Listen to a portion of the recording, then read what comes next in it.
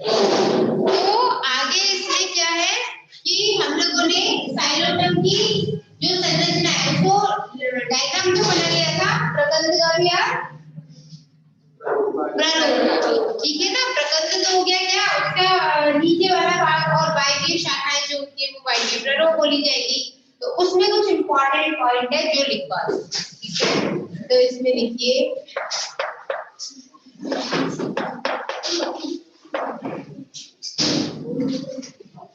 Psilotum के वायवीय प्रारूप की आंतरिक संरचना।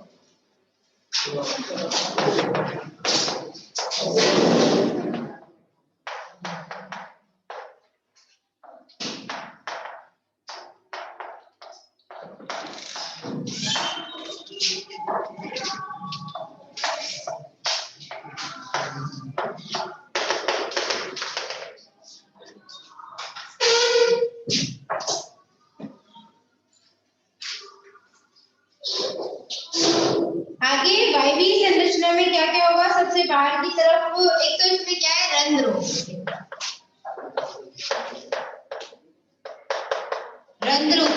और रंध्र के चारों तरफ, यहाँ जो रंध्र के चारों तरफ कौन सी होती है, द्वार कोशिका होती है, इसमें द्वार कोशिका के जन्म क्या है।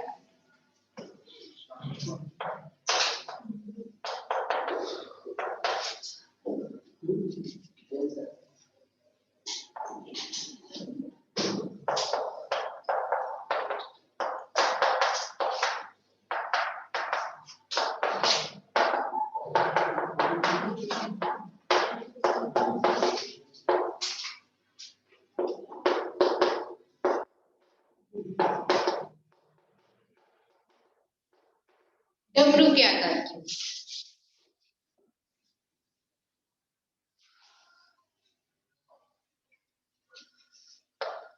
और बाह्य त्वचा क्या होगी, क्यूटिकल से घिरी हुई। कॉर्टेक्स दो तरीके, बाह्य कॉर्टेक्स और अंतः कॉर्टेक्स और मध्य कॉर्टेक्स, 3 लेवल होते हैं।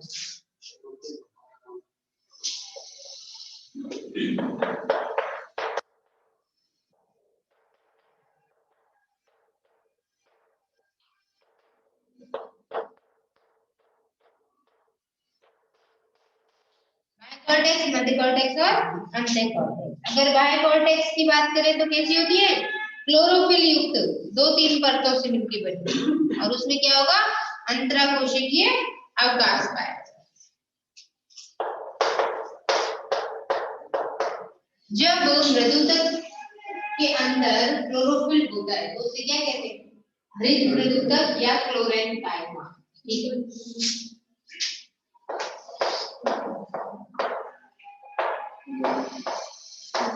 हरित मृदुतक। मध्य क्षेत्र जो होता है वो कैसा होता है, दृढ़ोतक। दृढ़ोतकी का मतलब क्या होता है, दृढ़ोतक जिसमें कोशिकाओं की पैरोटी कोशिका भित्ति होती है वो क्या है, स्थूलित होती है, ठीक है। उसमें निक्षेपण पाया जाएगा, लिग्निन जनरली, है ना। उसके बाद आंतरिक कॉर्टेक्स। आंतरिक कॉर्टेक्स होता है वो कैसा होता है, स्टार्च युक्त मृदुतक।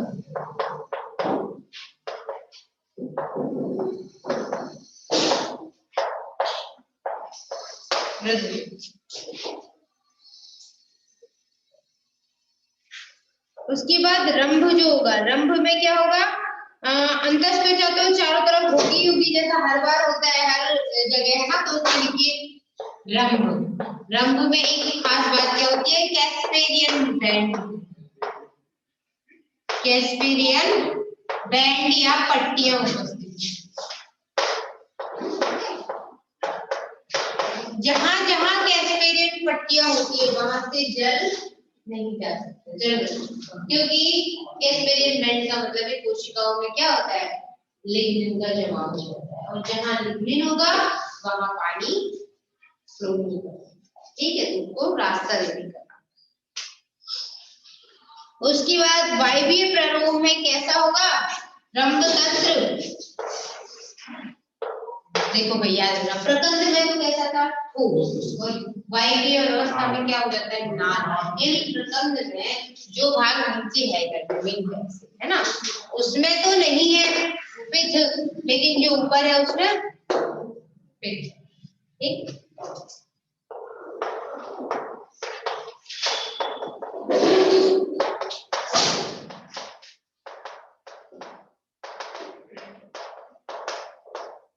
नाल रंग तंत्र, ठीक है।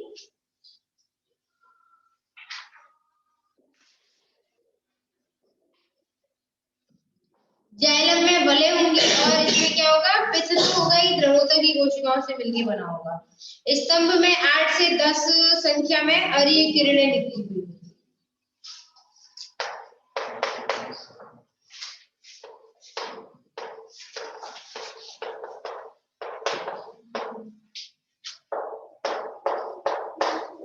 अरीय किरणें, और उसे क्या कहते हैं, रश्मियां।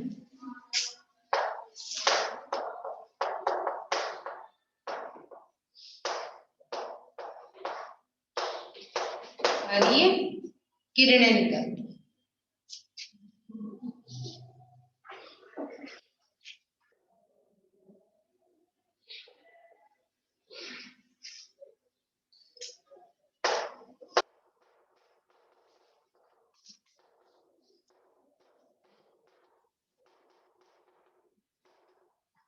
शीर्ष भाग में क्या होगा, स्फुलन पाया जाएगा, पदार्थों का जमाव होगा, कुंडलित या वलय के लिए,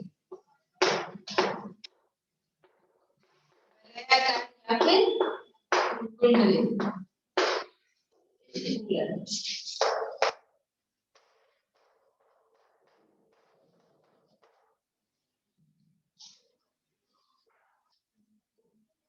कभी कभी गर्तनुमा भी देखने को मिलता है, ठीक है, वाहिकाओं, वाहिनिकाओं, क्योंकि वाहिकाएं तो साइलोटर्म की जाइलम में होती ही।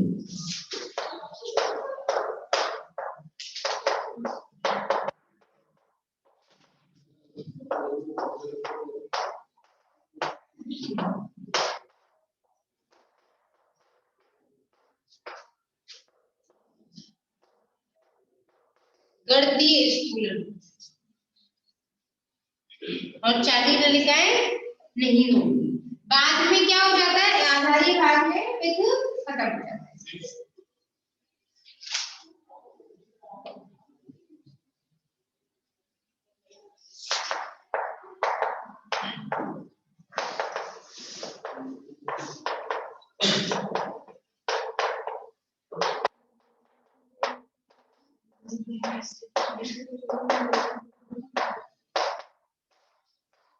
पित्त समापन पर क्या हो जाएगा, जब पित्त खत्म हो जाएगी तो अरीय प्रकार का बन जाएगा, अरीय रंभ तंत्र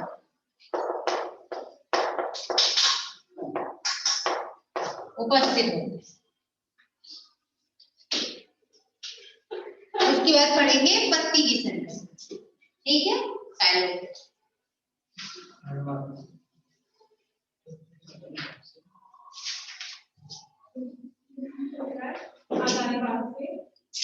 पित्त गायब हो जाती है तो वो अरीय बन जाती है, ठीक है। तो ये है क्या, साइलोटम के पर्ण की आंतरिक संरचना, ठीक है। अब इस संरचना में क्या होगा, देखो भाई, सबसे बाहर की तरफ क्या होता है, क्यूटिकल, क्यूटिकल के नीचे क्या होगी, एपिडर्मिस, एपिडर्मिस को क्या बोलोगे, बाह्य त्वचा, और बाह्य त्वचा के बाद क्या आता है, मीजोफिल, मीजोफिल को क्या कहते हैं, पर्ण मध्योतक, इसे मीजोफिल टिश्यू कहो या इसे क्या कहते हैं, पर्ण मध्योतक। पत्ती में मध्य भाग में जो लेमिना में, जनरली यहाँ तो लेमिना है, हाँ,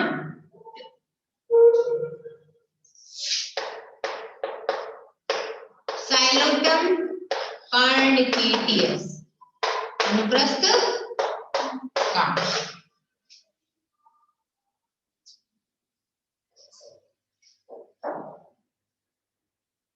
और पर्ण मध्योतक में क्या होगा, पेरिसेड और स्पंजी पैरेन्काइमा, दो तरीके की कोशिकाएं क्या होंगी, पेरिसेड। पेरिसेड का मतलब क्या होता है, कोशिकाएं थोड़ा लंबी हो जाती है ना, गोल के बजाय लंबी हो जाती है, और उनके बीच में क्या हो जाएगा, एयर कैविटी कई बार। और स्पंजी मृदुतक दो से मिलकर बना हुआ होता है, और क्लोरोफिल तो इसमें होगा ही। कुछ कोशिकाएं होती हैं जिन मतलब कुछ पौधे ऐसे हैं, साइलोटम की कुछ जातियां ऐसी हैं जिनके अंदर क्या मिलेगा, अंतर कोशिकीय अवकाश ज्यादा मिलेगा, कुछ ऐसे जिनमें बिल्कुल नहीं मिलेगा। ठीक है, शिराएं वगैरह ऐसी जनरली देखने को नहीं मिलेंगी, पत्ती ही बहुत छोटी सी है। ठीक है,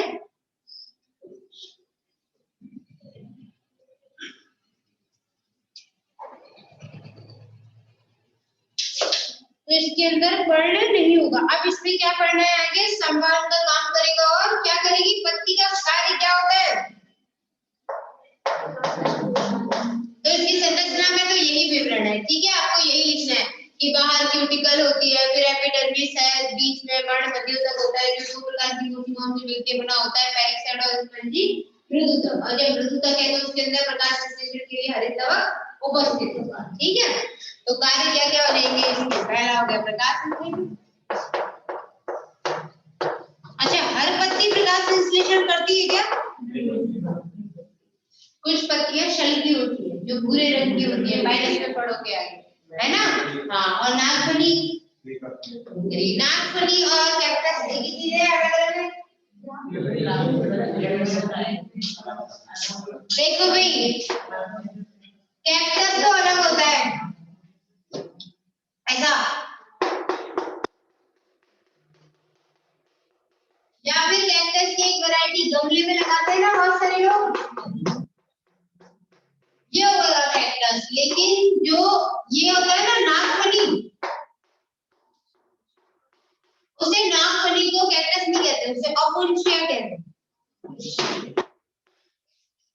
ठीक है, ये याद रखना, कैक्टस में और अपोन्शिया में अंतर होता है। कैक्टस का तो बहुत सारे लोग ये जाकर के और रायता भी बना देते हैं, पकौड़ियां बनती है। हाँ हाँ, एक बार साइंस एग्जीबिशन में जाने का मौका मिला था, उत्तरांचल में साइंस एग्जीबिशन स्टेट लेवल पे, वहां पे प्रैक्टिकल आया था, और उस स्टूडेंट ने बाकायदा बनाई भी और खुद भी, क्योंकि बाकी वाले तो हमने से देखने जो गए थे उन्होंने विश्वास नहीं किया कि कैक्टस के पकौड़े मर जाएंगे हमको खा के, तो उसने खुद खा के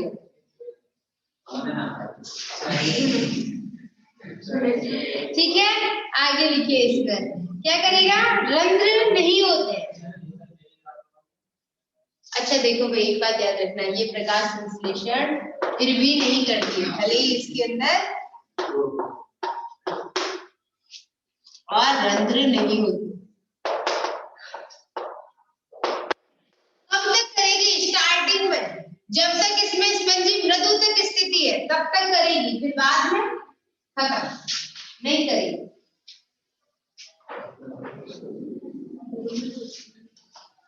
लीफ फ्रेश होते हैं, और वो क्या होते हैं, पत्तियों में प्रवेश करने से पहले कॉर्टेक्स में आगे कहीं खो जाते हैं। लिख लीजिए, पर्ण ट्रेस वलकुट में खो जाते हैं।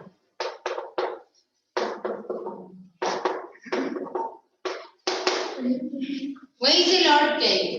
ठीक है, अब जब लीफ ट्रेस, वैसे भी लीफ ट्रेस तो नाल रोड का वैसे भी कोई बहुत ज्यादा महत्व है नहीं, क्योंकि लीफ ट्रेस किसने मिलते हैं, मज्जा नहीं मिलती और लीफ ट्रेस मिलती है।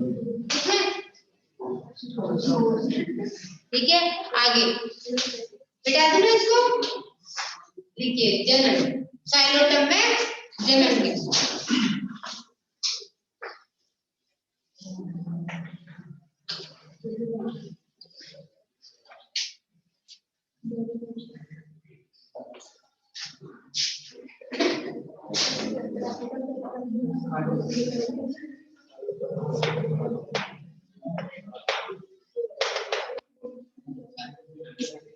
जनन की दो ही विधियां हैं, कौन सा, एक तो हो गया कायिक जनन और दूसरा क्या हो गया बीजाणुओं द्वारा। देखो भाई, आप सीधे सीधे यहाँ पे लैंगिक जनन नहीं कह सकते, क्योंकि जैसे भारतीय में भी था, है ना, जीवाणु, वो सॉरी बीजाणु, बीजाणु नए बनेंगे, फिर वो स्फुटित होंगे, फिर वो क्या बनाएंगे, प्रोथैलस। और इसका जो प्रोथैलस होता है वो कैसा होता है, जनरली हरे रंग का होता है। फिर उसके ऊपर स्त्रीधानी और पुंजधानी बनेगी, फिर उन धानियों के अंदर पुंड और अंडकोशिकाएं बनेगी, फिर निषेचन होगा। ठीक है, बिल्कुल वैसे ही लगभग एक जैसा ही होता है कि वही वेंट्रल कैनाल सेल बनेगी, नेक कैनाल सेल बनेगी, यूगोनियम के अंदर, है ना, अंडकोशिका कोशिका वगैरह बनेगी। तो बीजाणुओं के द्वारा होता है। ठीक है, इसका प्रोथैलस अभी बनाएंगे, उससे पहले कायिक जनन देखिए। कायिक जनन किसके द्वारा होता है, जेमी द्वारा। जेमी, जेमिनी से जेमी पढ़ते हैं।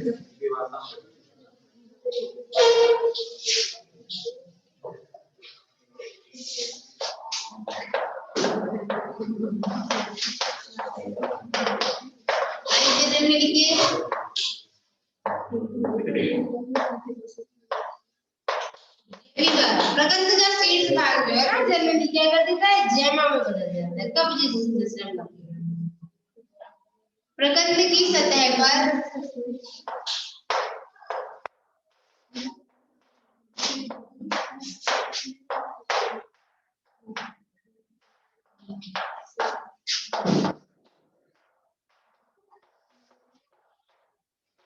और मात्र पादप से अलग होकर वो क्या करेगी, नया साइलोटम बनाएगी।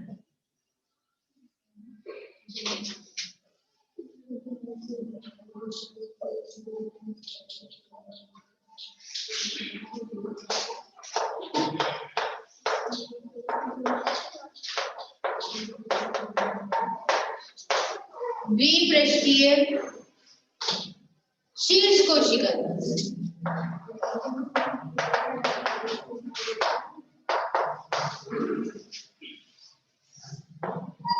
गोल अंडाकार बड़ी सी संरचना बनाएगी।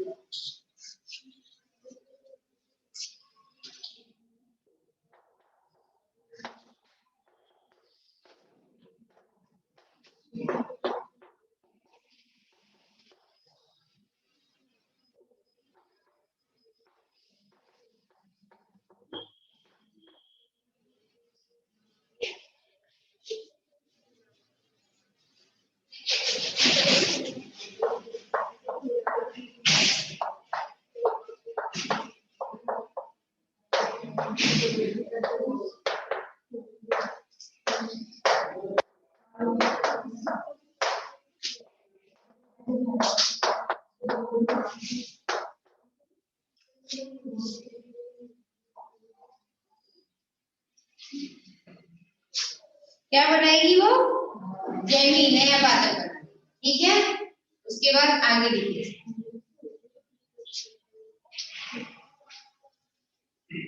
बीजाणुओं के द्वारा।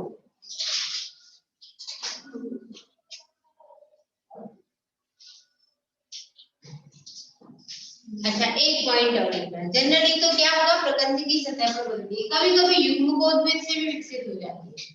ठीक है ना,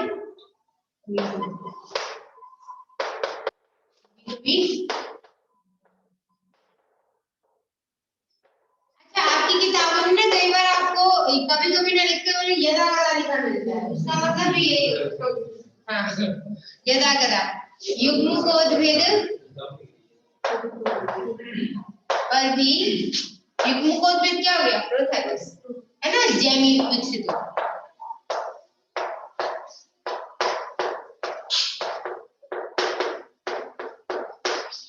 काम वही करेगी, जहां से टूटेगी वही चले जाएगा। ठीक, उसके बाद आगे लिखिए, बीजाणुओं द्वारा जनन।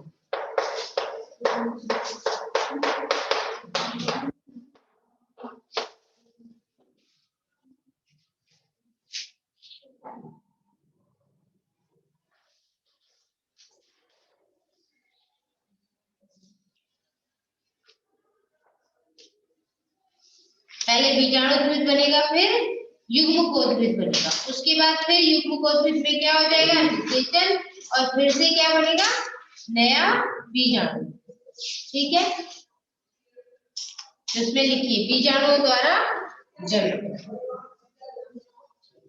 बीजाणु कहाँ बनेंगे? समबीजाणु, ये याद रखना। इसकी बीजाणु थाली बाकी की बीजाणु थाली जैसी।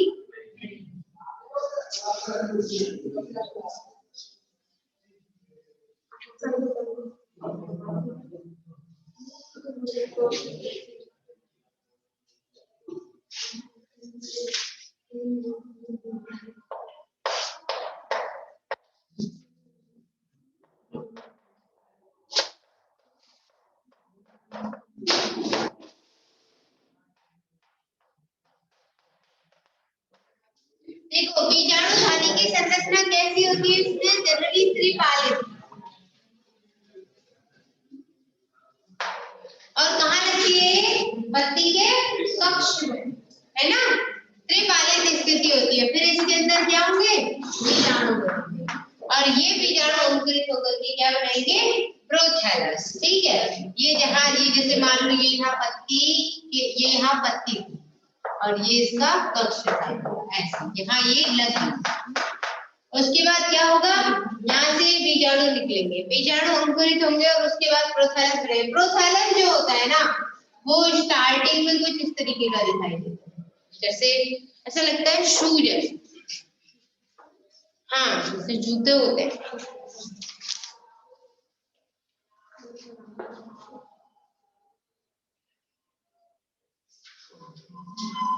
कुछ इस तरीके की संरचना। फिर इसके अंदर क्या होगा? इस तरीके से राइजोइड्स वगैरह कहीं से भी निकल जाते हैं। फिर इसमें आगे ये विकसित होगा और फिर उसके बाद ये थोड़ा गोल ठोस अवस्था में आ जाता है। और इसमें यहाँ कहीं एक जगह पर क्या होगा? नर संरचना और मादा संरचना दोनों बनेगी। क्या हो गया?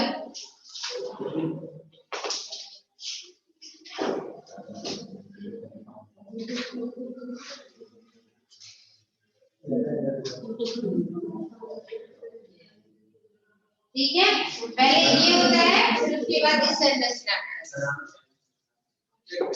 गोलाकार हो जाता है। तो ये तो अंडधानी की तरह काम करेगा और उसके बाद इसमें इधर क्या हो जाएगी? ये पुंधानी बनेगी, ठीक है। पुंधानी से निकले हुए क्या ओवुल कहाँ जाएंगे?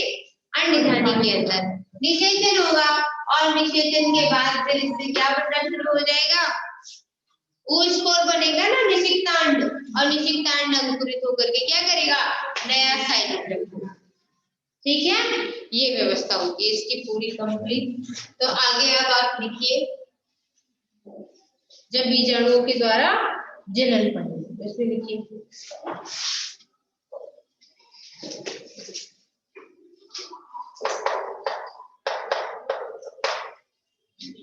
पहले लिखिए बीजाणु उत्पन्न करने वाले अंग।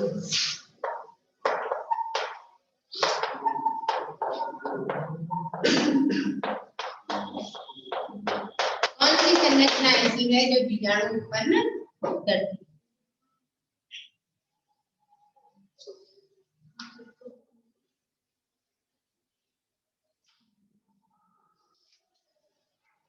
वायवीय शाखा में, है ना, प्ररोह पर। तो इसमें लिखिए वायवीय शाखाओं पर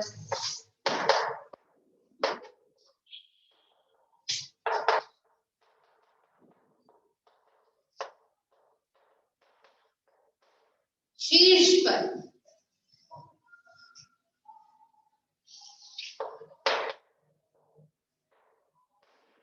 2 से 3 मिलीमीटर की व्यास वाली त्रिपालित संरचना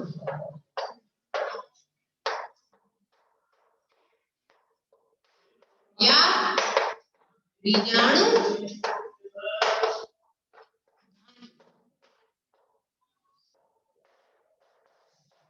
स्पोर बनाती है। स्पोर्स लिखना, बहुत सारे या स्पोर्स मतलब बीजाणु।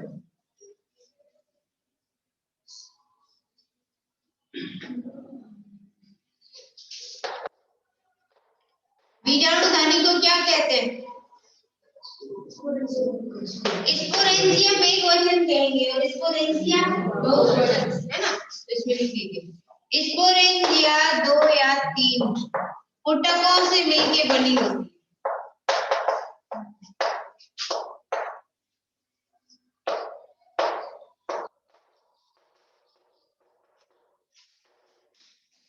और पुटकों से मिलके बनने के कारण उसे क्या कहते हैं?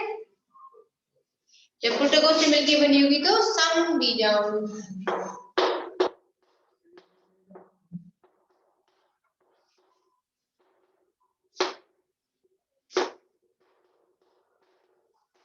समबीजाणु धानी।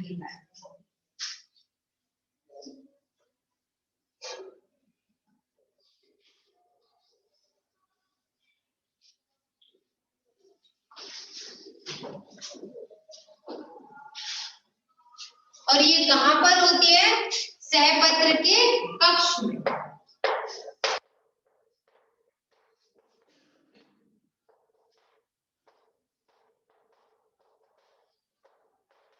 सहपत्र के कक्ष में उपस्थित। कुछ साइंटिस्ट इसे अलग अलग, कुछ ये मानते हैं शायद ये उपांग अलग से संरचना बन गई है इसमें, है ना। क्योंकि आप आगे सिलेजिनेला पढ़ोगे तो उसमें एक पत्ती के साथ पत्ती के ऊपर एक संरचना और मिलती है, क्या कहते हैं? लिग्यूल, सॉरी क्या कहते हैं? लिग्यूल, वो पढ़ोगे तो आगे आप संरचना जो है उसका निर्माण पढ़ लीजिए, है ना। बीजाणु धानी का विकास बिटा दो ना इसको, तो लिख लिया होगा।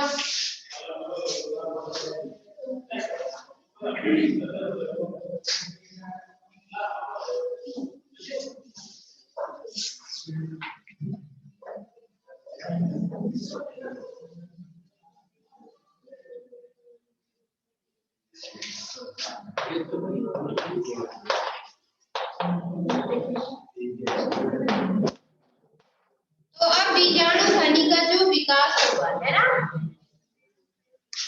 क्यों पहले बीजाणु धानी का विकास पढ़ोगे तभी तो बीजाणु का विकास पढ़ोगे। तो बीजाणु धानी का विकास इसमें लिखिए किस तरीके का होगा? एक कोशिका से होता तो कैसा होगा? लेप्टोस्पोरेंजियम। यहाँ क्या होता है? कई कोशिकाओं से मिलकर बना होता है तो कैसा होता है?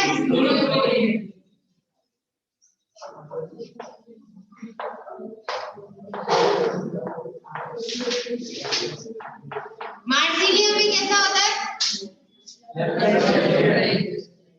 और साइलोटम में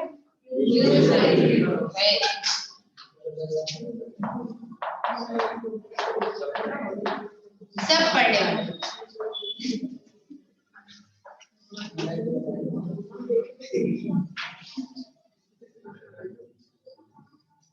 आगे लिखो इसमें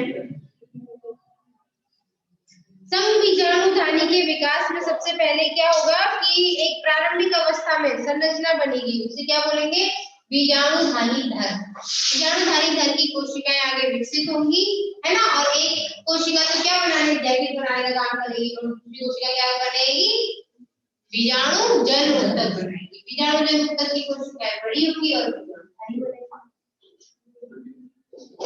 तो इसमें लिखिए आगे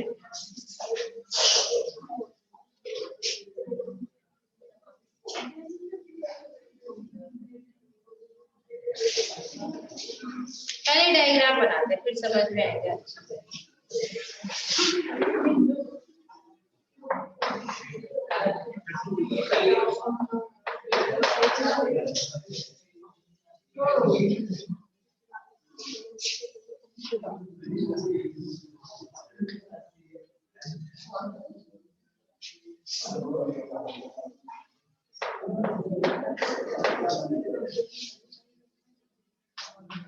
तो पहले लिखिए आर्किस्पोरियल सेल, जेंगिड सेल और एपिकल फर्टाइल सेल। यहाँ हो जाएगी ये शीर्षस्थ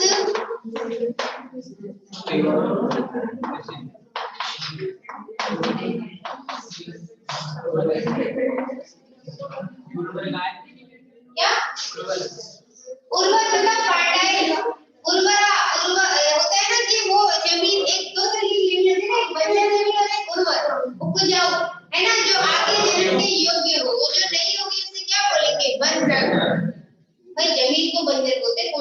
बंद हो।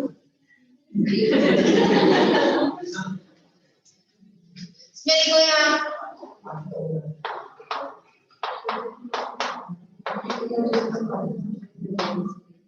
जैकेट प्रारंभिक कोशिका और बाकी की क्या हो गई? आर्कीस्पोरियल सेल। आर्कीस्पोरियल को क्या कहते हैं?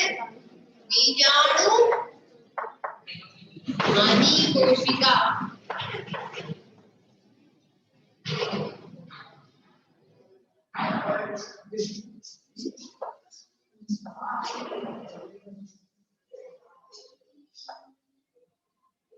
जो मुख्य संरचना में ऐसे उभार के तौर पर उठेगी और उसके बाद फिर ये आगे एक गोलाकार संरचना जैसा बना देगी। स्पोरेंजियल वॉल बनेगी और स्पोरोजिनस सेल्स बनेगी।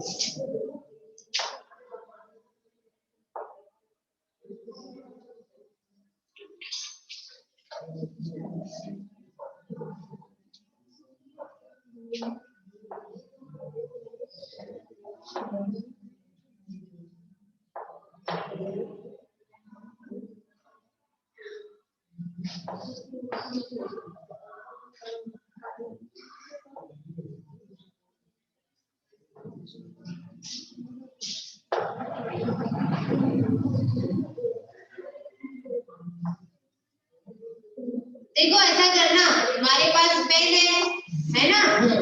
तो तुम ऐसे तो अलग मत करना, शेडिंग करनी है उसमें, तो तुम ऐसा करो डॉट से पता रहे कि यहाँ इधर सेंटर में सेल आई बात समझ।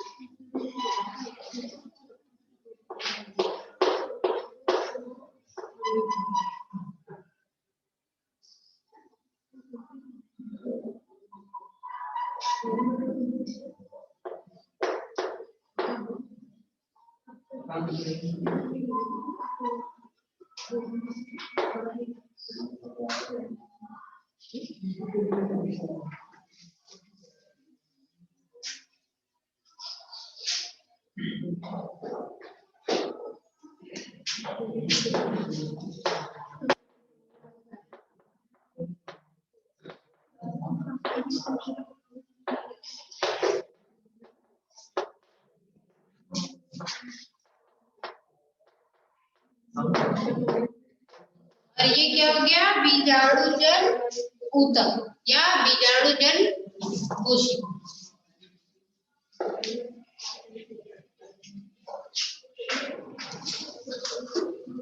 उसके बाद इसकी संरचना जो है वो कैसी हो जाएगी? ये तो एक वाली बनी, ऐसे ही दूसरी भी बनेगी और तीसरी भी बनेगी।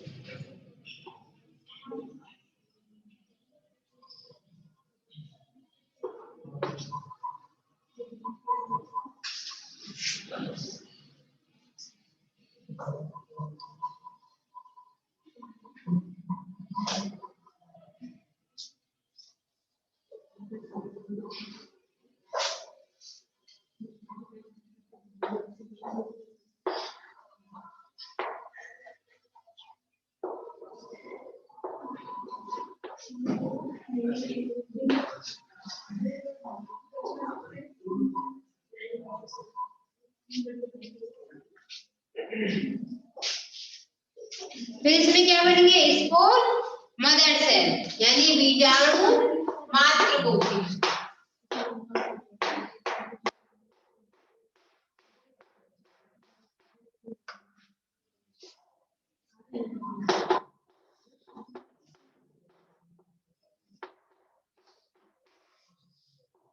मदर सेल और मदर सेल्स के अलावा इसमें क्या होगा? सिनेंजियम या स्पोरेंजियल वॉल।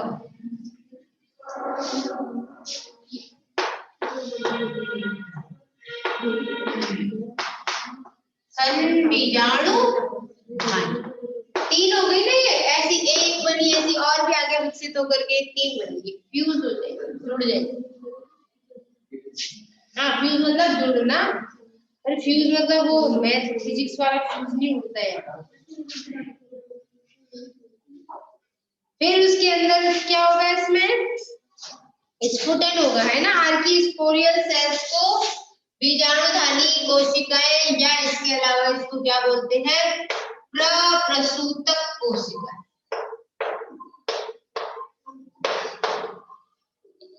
प्रप्रसूतक कोशिका केंद्र से ये बाहर की ओर फट जाए।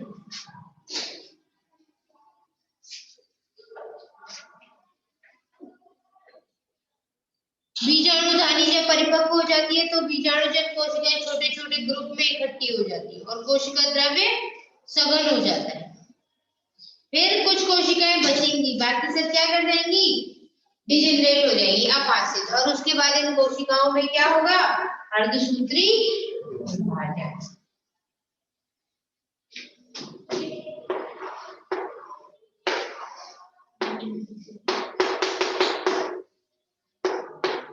मियोसिस समझ जाओगे ना, मियोसिस क्या होता है।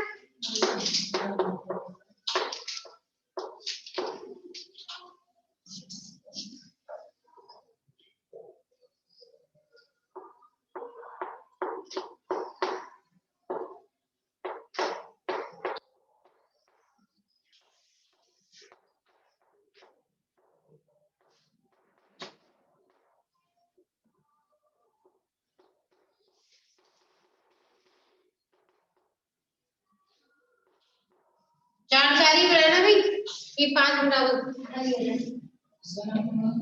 किसका, ये कुछ नहीं, ये वृद्धि करके थोड़ा बहुत हो सकते और कुछ नहीं हो।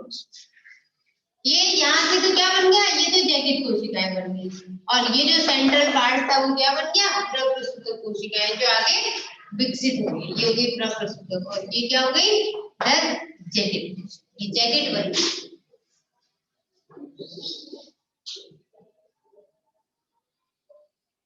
ठीक है।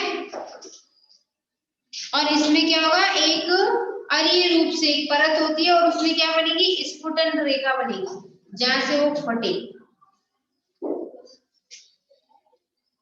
इसके अंदर जो बीजाणु होगा उसकी संरचना कुछ इस तरीके की होगी। अगर हम एक बीजाणु की बात करें, वो 4 है ना, चारों फिर क्या हो जाएंगे, अलग हो जाएंगे। अलग होने के बाद इसकी स्थिति कुछ ऐसी होगी।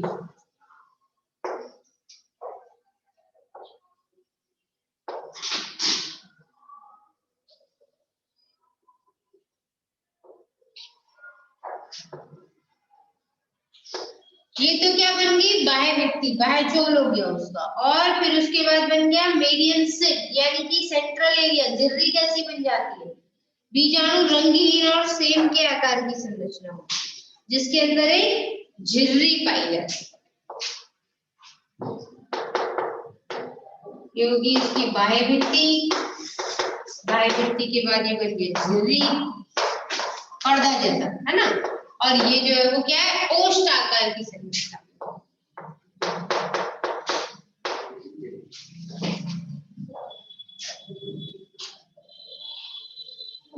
और फिर ये आगे ये क्या बन गया, इसमें से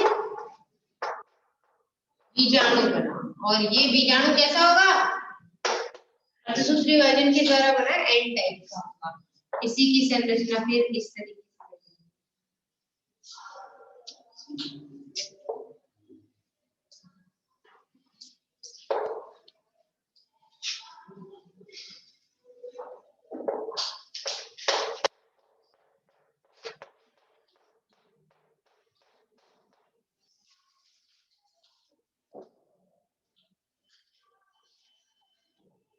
ठीक है, ये बनेंगे, फिर उसके बाद लिखेंगे इसे।